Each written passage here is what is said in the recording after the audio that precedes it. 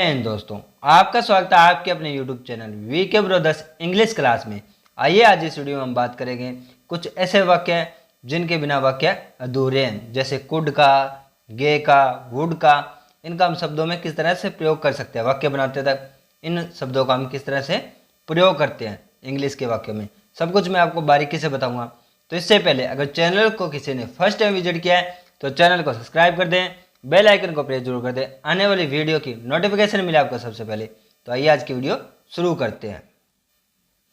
अब आप इस वाक्य को ध्यान से देखिए। वह नहीं जा सका, ही कुड नॉट गो।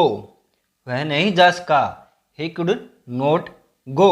वह नहीं जा सका, कुड का प्रयोग हुआ है, ध्यान से देखें आप। तो वाक्य में देख सकते हैं आप, सका के लिए आपको कुड का प्रयोग होते हुए देखने को मिला है। तो इस बात का ध्यान रखिए, यहाँ पे जब वाक्य में आपको इस तरह के वाक्य जिसमें आपको सका, सकी, सके या पाया, पाई, पाए देखने को मिले, उस वाक्य में आप कुड का प्रयोग कर सकते हैं। ओके, उस वाक्य में आप कुड का प्रयोग कर सकते हैं। क्या सभी वाक्य में इस तरह के कुड का प्रयोग होगा? नहीं। कुड का प्रयोग आपको वाक्य में भूतकाल की योग्यता व सुझाव दिखाता है। ओके, कुड का प्रयोग उस वाक्य में करेंगे जिस वाक्य में भूतकाल की योग्यता या सुझाव दिखाता है, उस वाक्य में आप कुड का प्रयोग कर सकते हैं। जैसे यहाँ पे आप देख सकते हैं, ही कुड नॉट गो, वह नहीं जा सका। ओके, नहीं जा सका, तो आप बोल सकते हैं सका आपको दिखा, तो आप कुड का प्रयोग कर सकते हैं। ही कुड नॉट गो, वह नहीं जा सका। अगर आप पहली बार क्लास को देख रहे हैं, अगर इंग्लिश की आप शुरुआत ही करना चाहते हैं, अभी अभी आपने इंग्लिश की शुरुआत की है, तब आपको मैं ये कहूँगा कि आपको कुड पे ध्यान ना देते हुए आपको सिर्फ वाक्य पे ध्यान देना है। वह नहीं जा सका, आप जिस सीधा इसका प्रयोग करें, ही कुड नॉट गो। आप ये ना देखें सका सकी में कहाँ पे कुड आया है, कहाँ पे कुछ। आप बस वाक्य को एक बार पढ़ें, उसे रिपीट करते रहे।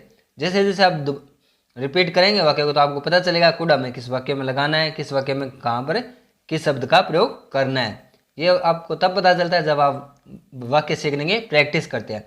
इसलिए हमेशा कहते हैं anyone, anyone.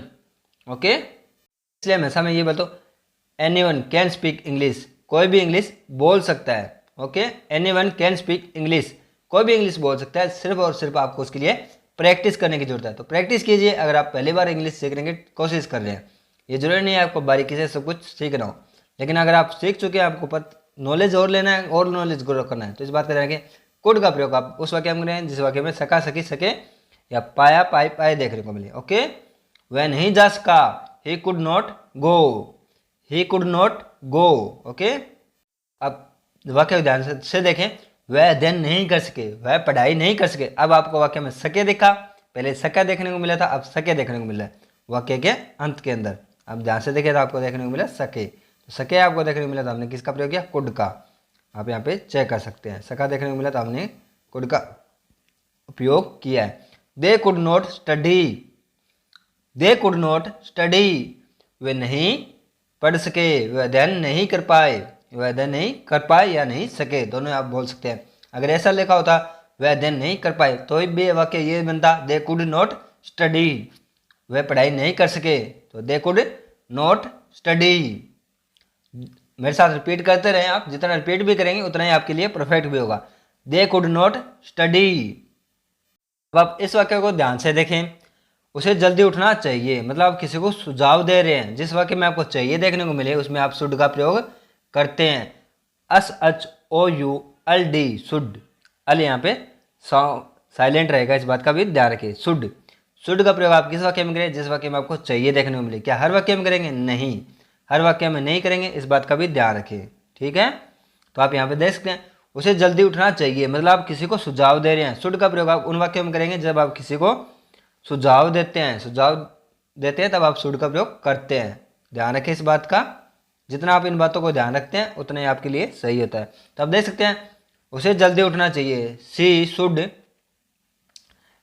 Wake up early, she should wake up early, उसे जल्दी उठना चाहिए। She should wake up early. जब आपकी फैमिली में कोई अगर लेट उठ रहा है, आप अपनी मॉम से कह रहे हैं, तो मॉम, आप अपने मॉम से बोल सकते हैं या अपने फैमिली मेम्बर से किसी को बोल सकते हैं, उसके लिए सी लग गया तो इस बात का भी ध्यान रखिए, सी शुड वेकअप अर्ली। सी का मतलब होता है आप यहाँ पे किसी लड़के के लिए इस्तेमाल कर रहे हैं, ये नहीं कि आप किसी लड़के के लिए बोल रहे सी शुड वेकअप अर्ली।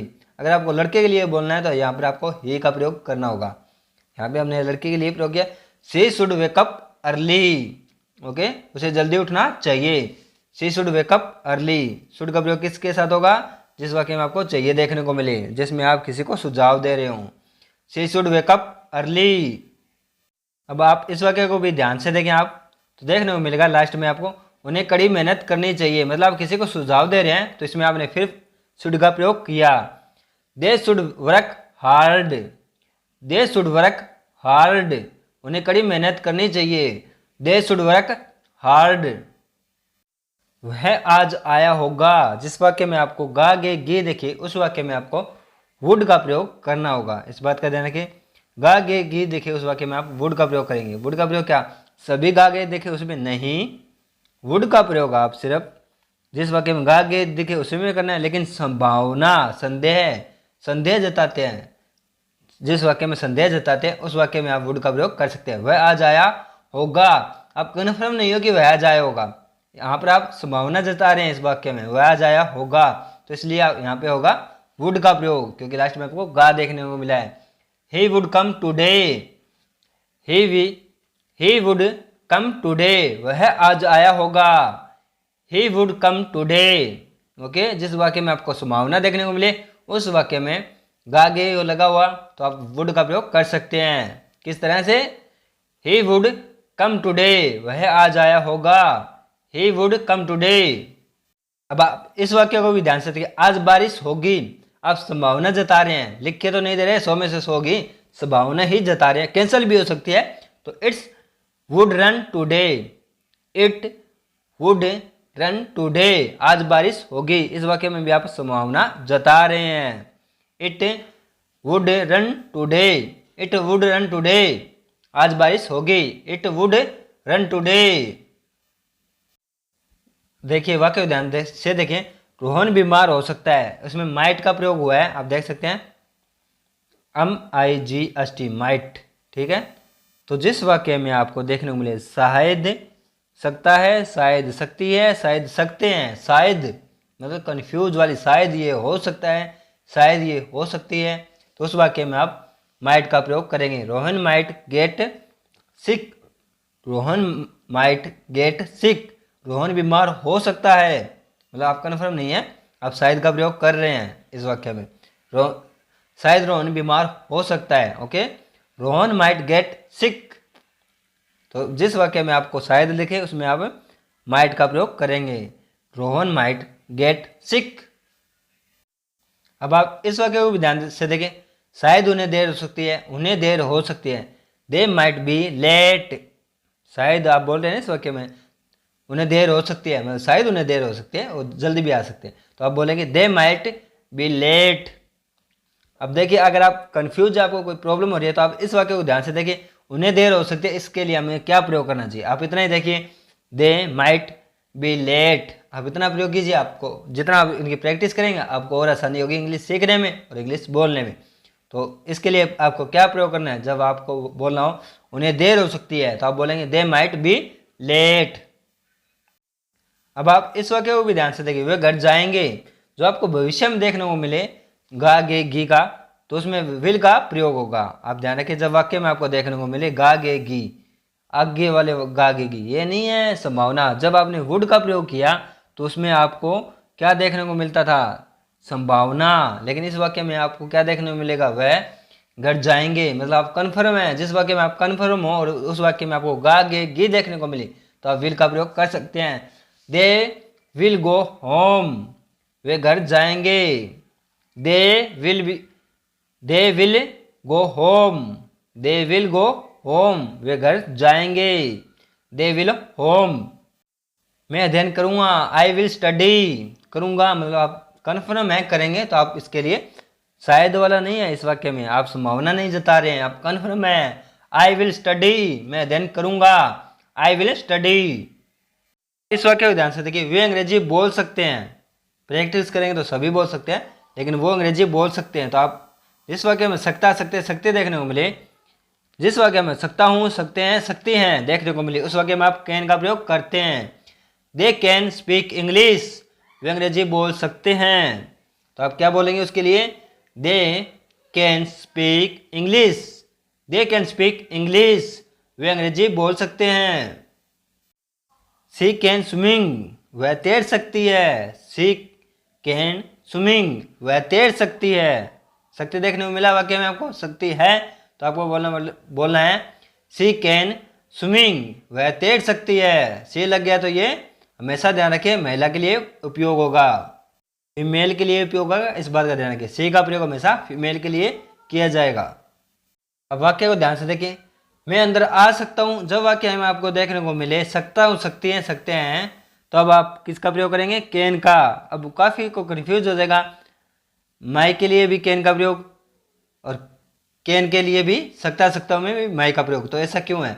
जब आपको वाक्य में देखने को मिला माई तो आपने लगा दिया सकता हूँ, सकती हैं, सकते हैं, और कैन के लिए भी आपने ये प्रयोग किया सकता हूँ, सकते हैं, सकते हैं। तो ऐसा क्यों? तो आपको मैं बता दूं, कंफर्म करा देता हूँ। कैन का प्रयोग आप जब करते हैं तो अलग तरीके से करते हैं।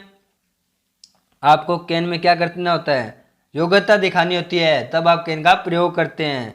लेकिन माई का प्रयोग आप कब करते हैं? जब आपको अनुमति लेनी होती है, अनुरोध करना होता है, तब आप माई का प्रयोग करते हैं। इस बात का ध्यान रखें। आप देख सकते हैं वाक्य, आपको देखते हैं, मैं अंदर आ सकता हूं, आप क्या कर रहे हैं? अनुमति ले रहे हैं। मैं आई कम इन, मैं आई कम इन, मैं अंदर आ सकता हूं, तो आप इसने माई का प्रयोग किया है, ना कि कैन का, क्योंकि आप अनुमति ले रहे हैं। मैं आई कम इन। अब आप इस वाक्य को ध्यान से देखें, मैं आपकी मदद कर सकता हूं। आई, मैं आई हेल्प यू बोलते हैं ना, मैं आई हेल्प यू, मैं आपकी क्या मदद कर सकता हूं? मैं आपकी मदद कर सकता हूं। मैं आई हेल्प यू, इसमें भी आप क्या कर रहे हैं? सामने वाले की अनुमति ले रहे हैं, पूछ रहे हैं क्या मैं आपकी मदद कर सकता हूं? मैं आई हेल्प यू। ओके। अब वाक्य को ध्यान से देखिए, मुझे उनकी मदद करनी चाहिए, मदद करनी चाहिए, अवश्य। जिस वाक्य में आपको देखने को मिले अवश्य करनी चाहिए, इमरजेंसी वाली चीज लगे, जरूरी, मतलब ये करनी चाहिए।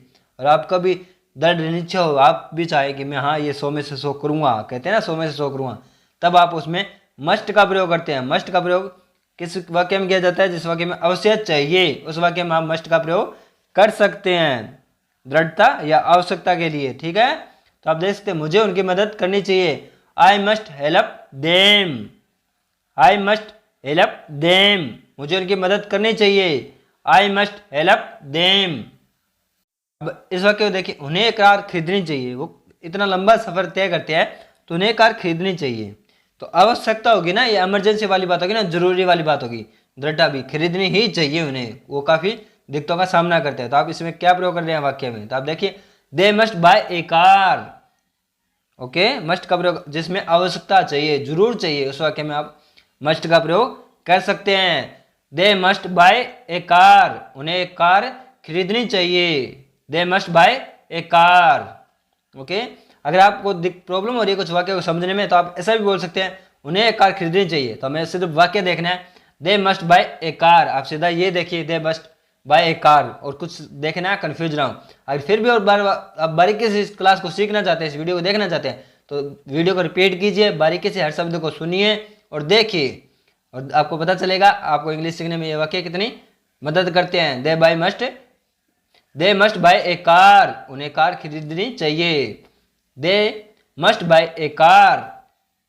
Okay, VK brothers English class. तो ये थी आज की इंग्लिश क्लास, जिसमें मैंने आपको वाक्य में किस तरह से कुड का, विल का, दे का, मस्ट का, इनका प्रयोग का वाक्य में कर सकते हैं, कैन का, सब कुछ मैंने आपको बारीकी से बताया, समझाने की पूरी कोशिश की। फिर भी अगर आपको कोई डाउट रहता है तो आप नीचे कमेंट बॉक्स में कमेंट करके उसके बारे में पूछ सकते हैं। इस तरह किसी भी इंग्लिश को बारीकी से स्टडी करने के लिए, इंग्लिश को सीखने के लिए आप मेरे YouTube channel VK brothers English class को सब्सक्राइब कर दें, बेल आइकन को प्रेस जरूर कर दें, आने वाली वीडियो की नोटिफिकेशन मिले आपको सबसे पहले। एक बात का ध्यान रखिए, इंग्लिश सीखने के लिए आपको प्रैक्टिस करनी है, इसलिए मैं हमेशा आपके लिए शॉर्ट वीडियो बनाता हूँ, कम से कम 10 या 12 मिनट की वीडियो बनाकर रखने की कोशिश करता हूँ। अगर आप इंग्लिश सीखना चाहते हैं तो कम से कम आपको इतनी स्टडी तो करनी होगी, 10 या 12 मिनट को कंप्लीट देखना होगा, 10 या 12 मिनट की वीडियो को। जैसे आप एवरीडे देखेंगे तो आपकी इंग्लिश की लैंग्वेज में ऑटोमेटिकली सुधार हो जाएगा। ओके, तो इस तरह इंग्लिश की क्लास ज्वाइन करते रहें, मिलते रहें। यूट्यूब चैनल को सब्सक्राइब कर दें, बेल आइकन को प्रेस जरूर करें और वीडियो को लाइक शेयर जरूर करें। ओके, तो मिलते हैं अगली वीडियो में, तब तक अपना और अपने परिवार का ख्याल रखें। जय हिंद।